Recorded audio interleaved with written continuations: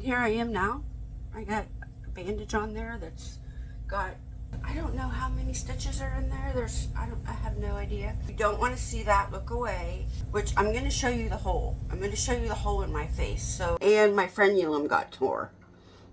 You know, the frenulum, that little piece of skin that hangs. You know, the piece of skin right there that attaches your lip to your gum. That's called your frenulum. Well, I swelled up. My nose was swollen, my lips were swollen, everything was so swollen that it tore my dentures tore my frenulum. And I didn't even realize it when it was happening.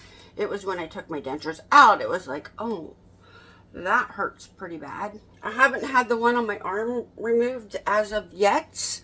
I'm filming this on Monday, and the appointment is on Thursday to get this one. Oh, can you see it? I have Vaseline. They told me to keep Vaseline on it to keep it soft. So that's happening on Thursday, which it probably happened by the time this video goes up.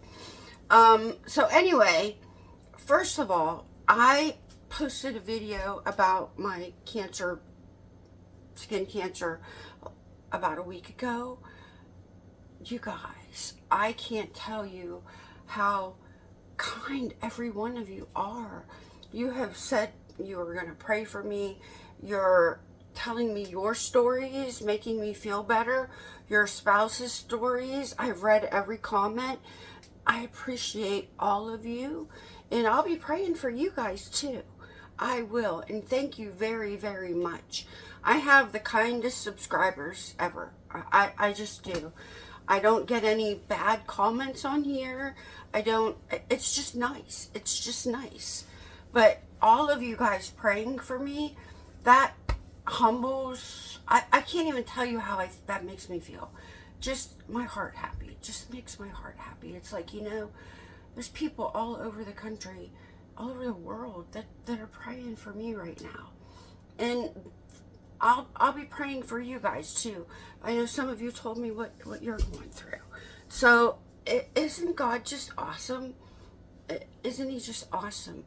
I told you a story, maybe a few weeks ago about going through a divorce and going to Italy and thinking God was talking to me and just, he spoke to me.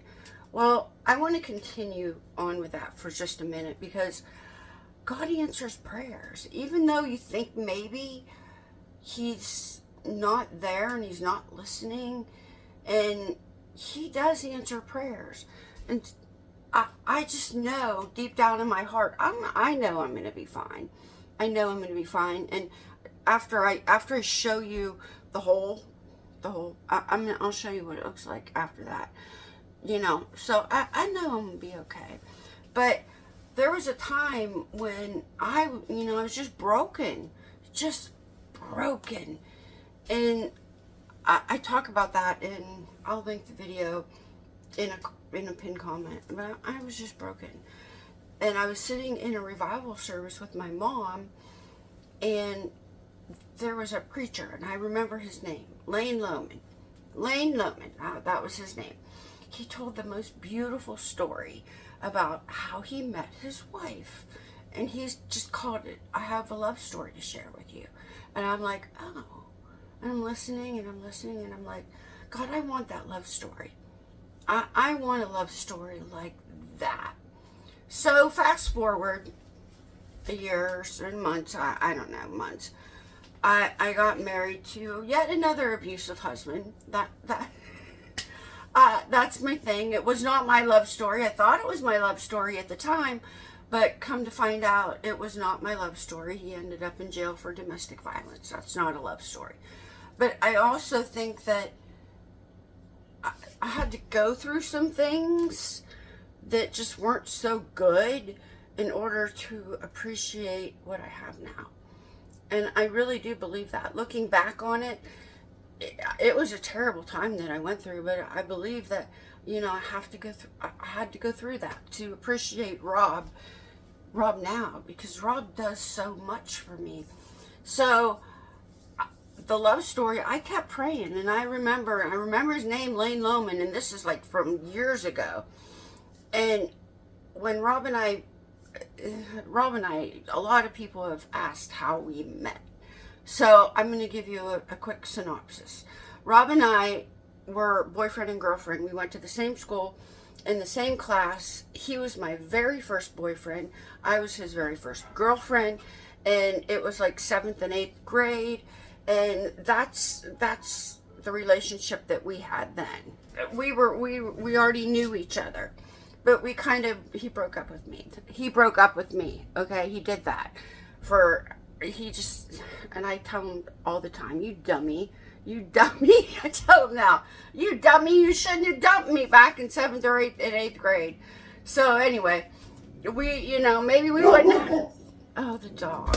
So anyway, maybe we wouldn't have went through all this crap we had to go through in our life. I don't know. I don't know. Is it weird talking to me with the Band-Aid on my face? Because honestly, let me put a picture up. I feel like the Grinch. You know, the Grinch in the movie. That's what I feel like right now. So anyway, I know I have no makeup on either, because I'll tell you why in a minute. But anyway, fast forward, here I get out of this abusive marriage, and I'm out of that. I'm living with my mom and dad yet again. It's like their house is the hotel. We've all stayed there. They've all taken us in. So fast forward, I'm there, and I'm like, here I am. Okay. Still praying for my love story to happen and believing that it would. So I was on Facebook one day, and he popped up. His name popped up. Like how it recommended or something. And I'm like, oh, I wonder what he's doing now. So I clicked on his name, went and looked, and here it says single. I'm like, oh, okay. So I friended him. I'm like, I'm gonna friend him. So I did, and right immediately he friended me back. And then he messaged me, and we started talking then. So then here we're talking. So then, like, I gave him my phone number, and like the next day he called me, which I'm looking at my phone and I'm like, it's him. It's really him. He's calling me. Okay. I let it go to voicemail. I did. I didn't answer the call, and I'm like, oh, you dummy. So I called him back. I was just so nervous. I don't know why I was nervous. I know the guy, We just haven't seen each other for like 30, 40 years. So, I don't know, a long time. So anyway, I call him back, and we're talking, and, and then he called me later, and he goes, you want to go out? You want to do something? I'm like, yeah, I'd like to do that. Okay. So he's like, well, where do you want to meet? And I'm like, well, oh, geez. Now I'm really nervous, because I just am. I don't know why. I'm just nervous. So I said, I don't know. Let me get back to you. So I called my oldest daughter. And at that time, I knew on Friday night she was going to be at the bowling alley with my little granddaughter. And so I called her, and I'm like, are you still going to the bowling alley Friday night? And she's like, yeah. And I said, okay, I think I have a date.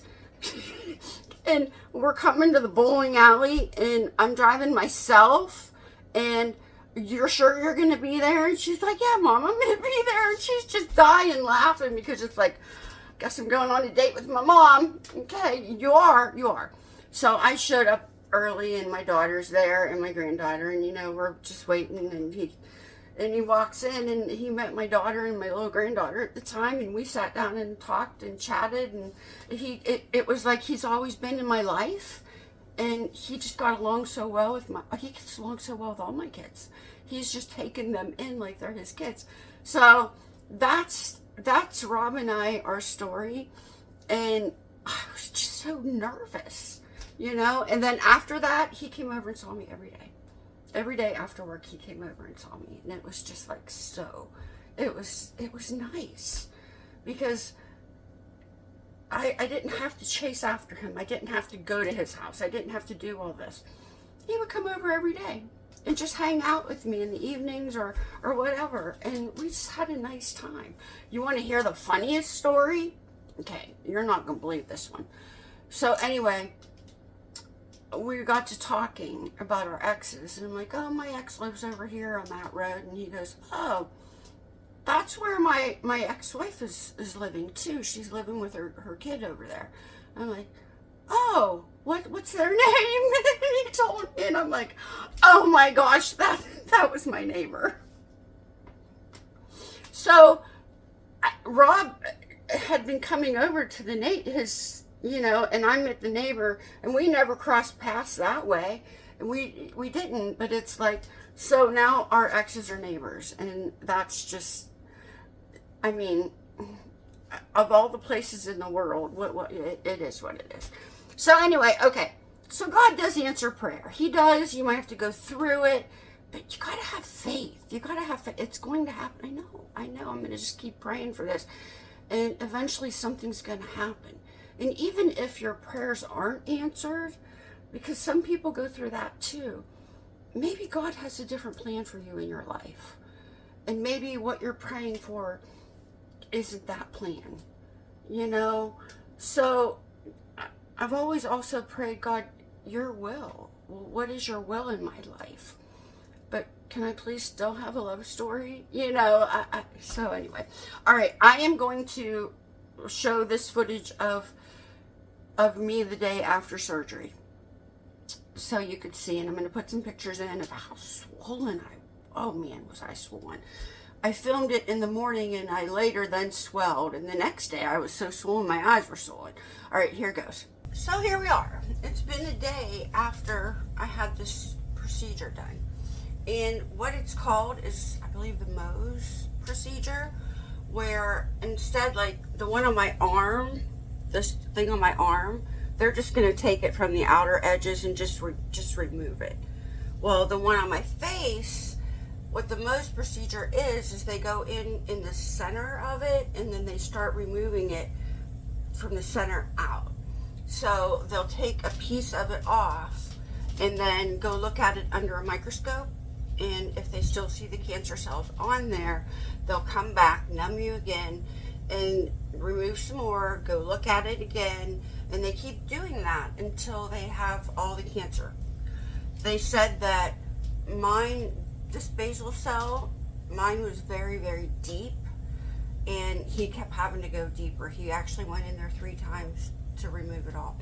On the second try, he got it all, the wideness of it, which I'm going to show you the hole. I'm going to show you the hole in my face. So if you don't want to see that, I'll give you a warning, and you can just like close your eyes. So where was I? So he went in 3 times, and he said it was a mean one. He's like, how long has that been on there? I'm like, 10, 15 years. Long time. So yeah, so it wasn't really bad. I was numb, and he got it all. And he said that the basal cell has like roots, and the roots just keep growing, and it won't get in your bloodstream. Whereas this one, the squamous cell, this one that I'm having removed Thursday, this one will go into your bloodstream, and you have to be more careful with this one.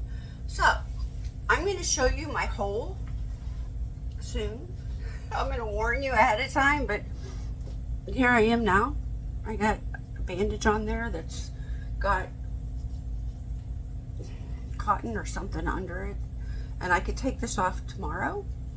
They said soak it off with water, and then I'm going to put Vaseline on it, but somebody suggested I get Mederma, so I'm going to try the Mederma. If you guys have had luck with Mederma or any other scar cream, let me know, and I'll give it a try. But yeah, this is what it looks like now. All right, I'm going to show you my hole, so if you don't want to see that, look away. And here we go. When I on 3, 1, 2, 3. Okay, there's the hole in my face. It's a pretty deep hole. Yep, it is. And every time they went in and took some more out of it, he would like cauterize, so the bleeding, there wouldn't be any bleeding. So and that smell, that was right under my nose, and it's like, that stinks. So yeah, all right, so Now I'm going to show you the stitches. I don't know how many stitches are in there. I have no idea. But here's the picture of the stitches. So what he did, if you notice in the picture, he broke my scar kind of up here around my nose, and he took it down that way. He said it might hide it better. And they said they can't sew a round hole. You can't do that. So he had to kind of flatten it out like a football. And it kind of went up and around. And so, yeah, that's going to be interesting. So I'm okay with it. You know, it is what it is. I'm just glad he got it all. And didn't have to like go into my nostril and everything else, or straight through my lip. He said he has done that before. Which, by the way, you can get skin cancer on your gums. That's a thing. So be aware of that and get gum checks. So I'm gonna get the stitches out when I go back to have this done. And then when this is, you know, they're gonna stitch this up too. And they said that my daughter can take out the stitches. I don't have to come back to get the stitches removed. They'll send me home with some kind of kit. My daughter's an RN, so I've informed her that she's taking out her mother's stitches, so I don't have to go back in there. Yeah, so I will go back again and keep up with my yearly skin checkups. It's really important that you do that, because you don't want to end up with something on your face like this big hole that I have in here. You don't want to end up with that. Oh, and he did say it was into the top layer of the muscle. So we'll see how that goes. He said you shouldn't really see any effect, but if it fixes my crooked smile, those of you that have watched me long enough know that I have a crooked smile. And wouldn't that be cool if this just kind of fixed my crooked smile? That would be a positive out of all this. So anyway, get your skin checked, and I'll see you in my next video. I've got some new videos coming out, and you're also going to see me doing some videos that I've filmed before this happened, so you'll see some of those. So, and I'm just going to film with this thing on my face. I'm doing that because I have some pretty cool things coming up, you know, so it is what it is. All right, I'll see you in my next video. Thanks for watching, subscribe, and I'll see you next time. Bye.